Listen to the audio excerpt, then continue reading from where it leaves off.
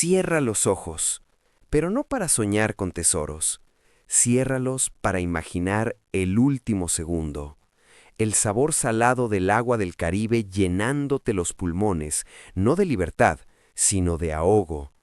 El peso insoportable de las botas de cuero empapadas arrastrándote como anclas hacia el abismo oscuro.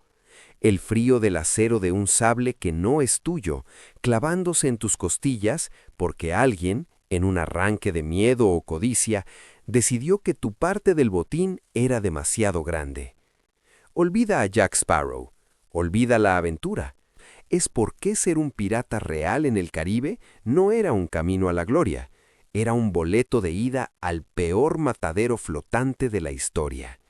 Era la desgracia hecha hombre, navegando en un barco podrido hacia una muerte casi segura, miserable y olvidada. Hoy, en Neta, no venimos a venderte fantasías de ron y monedas de oro. Hoy abrimos el ataúd del mito. Te vamos a mostrar el verdadero infierno a bordo, la carne podrida, la ley del más loco, la traición como plato de cada día y la probabilidad escalofriante de terminar colgado de una horca, alimentando a los cuervos en un puerto cualquiera, mientras tu antiguo compañero se gasta tu parte. Si tienes el estómago para aguantar esta verdad cruda, dale like a este video ahora mismo. Es nuestra forma de saber que tú también estás harto de los cuentos de hadas y quieres la historia sin anestesia. Y suscríbete, porque navegar estas aguas turbulentas solo es una locura. Aquí, en Neta, somos la tripulación que nunca te apuñalará por la espalda. Solo te daremos la verdad, aunque duela. Imagina que es el año 1715. No eres un noble ni un mercader. Eres un desecho de la sociedad. Quizás un marinero inglés cuya paga en la Marina Real lleva meses retenida. Quizás un campesino español arruinado por los impuestos.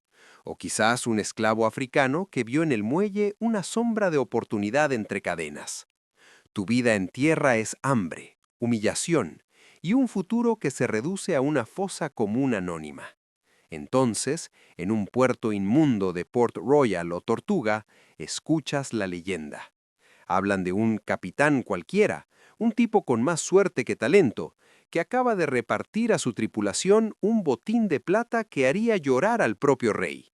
Hablan del código pirata, de una democracia brutal donde el voto de un cocinero vale lo que el del timonel. Hablan de libertad en mar abierto, sin amos, sin fronteras. Es la propaganda más efectiva jamás inventada. Y tú, desesperado, te la tragas entera. Firmas, o más bien haces una marca en un papel que no sabes leer, con la esperanza que te ahoga. No lo sabes aún, pero acabas de vender tu alma al diablo por un sueño podrido. Tu viaje a la desgracia acaba de zarpar. El primer gran engaño, la primera y más brutal desgracia, no venía del mar, ni de los cañones españoles. Venía del hombre que dormía en la hamaca junto a la tuya.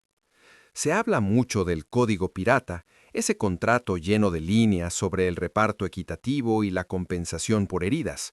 Suena bien, ¿verdad? Una utopía flotante. La realidad era que ese código se rompía más veces de las que se cumplía. Se escribía en un lenguaje que la mayoría de la tripulación, analfabeta y tosca, no podía entender. Y su única ley suprema, en la práctica, no era la justicia, era la ley del más fuerte, del más cruel, del más popular en el momento justo del enfado colectivo. Imagina la tensión constante, un mal reparto, una decisión de navegación que aleje al barco de un botín rumoreado, un castigo arbitrario, y de repente el susurro se convierte en murmullo, y el murmullo en un grito. El motín no era un evento espectacular de película, era algo sucio, rápido y visceral. Podía estallar en medio de una tormenta, con el barco a punto de hundirse, porque la desesperación y la paranoia son malos consejeros. El capitán democrático de ayer podía amanecer con la garganta cortada, tirado por la borda, y su lugar lo ocupaba el artillero más sanguinario o el contramaestre más intrigante. Tu vida dependía de adivinar de qué lado soplaría el viento del odio cada mañana. Y si elegías mal, si apoyabas al bando perdedor, tu contrato no te protegía. Tu destino era el mismo que el del ex capitán, la punta de un sable o las profundidades del mar como alimento para tiburones. La primera gran verdad era esta. El peligro más mortal en un barco pirata no era el enemigo exterior, sino la sombra del compañero que tenías detrás. Ahí lo tienes, la famosa hermandad pirata, más falsa que un diente de oro de pacotilla. Era una democracia, sí, una democracia donde el candidato que perdía las elecciones no se iba a casa, se iba al fondo del mar con lastre en los pies. Un sistema brillante para mantener a todos tan asustados los unos de los otros que no tenían tiempo de rebelarse contra el infierno que compartían. Y mientras jugabas a la política del terror, tenías que vivir. Y vivir en un bergantín pirata del siglo XVIII era una condena a una existencia de animal. Olvida los barcos relucientes del cine. Estos cascarones eran antros flotantes de miseria. Capturaban un mercante español y lo saqueaban, pero rara vez lo mantenían en condiciones. El barco apestaba una mezcla nauseabunda. El hedor dulzón de la carne salada y podrida, la dieta principal, el tufo agrio del vinagre para retrasar el escorbuto, el olor a orina, excremento y vómito que se acumulaba en la sentina, y el perfume rancio del sudor de 50 hombres que no se bañaban en meses. El escorbuto era el azote, encías hinchadas y sangrantes, dientes que se caían, un agotamiento que te hacía desear la muerte. Las ratas corrían por todas partes, no solo robando comida, sino mordiendo dedos de pies y orejas de los hombres mientras dormían. El agua potable se convertía en un caldo verde y fétido a las semanas. Las enfermedades se propagaban como el fuego en un barril de pólvora. Fiebres tropicales, disentería, tifus. Un pirata tenía muchas más probabilidades de morir desangrado por las encías o reventado por la diarrea en un rincón oscuro que en un combate épico. Y el botín tan cacareado, cuando llegaba, rara vez era oro y joyas. Era más a menudo cargamento de cuero, telas ordinarias, herramientas o comida. Cosas que tenías que vender en puertos de contrabando a una fracción de su valor para luego repartir entre una tripulación hambrienta y enferma. La riqueza instantánea era el mito que alimentaba la maquinaria. La realidad era miseria crónica, interrumpida por breves momentos de botín mediocre y borracheras violentas que solían terminar en peleas acuchilladas. Digamos que eras de los pocos, los astutos y los despiadados que sobrevivían a las traiciones, a las enfermedades y que, por un golpe de suerte cínica, caían en un verdadero galeón cargado de plata. Por un momento, en un antro de Tortuga, eras rico. Pero esa era la trampa final, la desgracia suprema. El éxito era tu sentencia de muerte.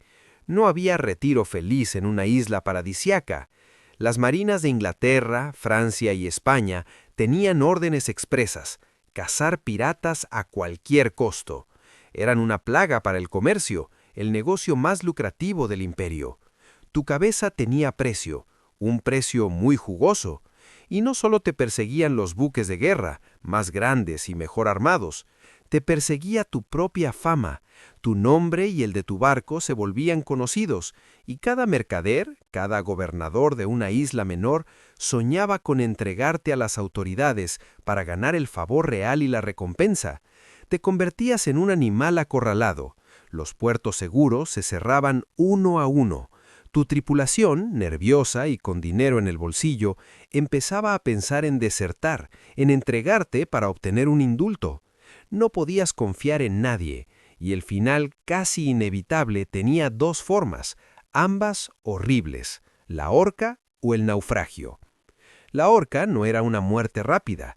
En puertos como Port Royal te colgaban con cadenas en una estructura especial a la entrada de la bahía, el gibbet. Tu cuerpo, enjaulado, se pudría al sol caribeño durante meses o años, cubierto de alquitrán para que durara más, como lección pública y macabra para cualquier otro que pensara en subirse a un barco pirata. Te convertías en un espantapájaros humano, comida para cuervos, hasta que el mar se llevaba tus huesos. O, en el mejor de los casos, si lograbas escapar de la justicia, estaba el mar mismo, tormentas repentinas que destrozaban barcos mal mantenidos, arrecifes traicioneros en aguas no cartografiadas, errores de navegación que te condenaban a morir de sed y hambre en un bote a la deriva. El Caribe, ese mar de postal, era una tumba líquida gigante.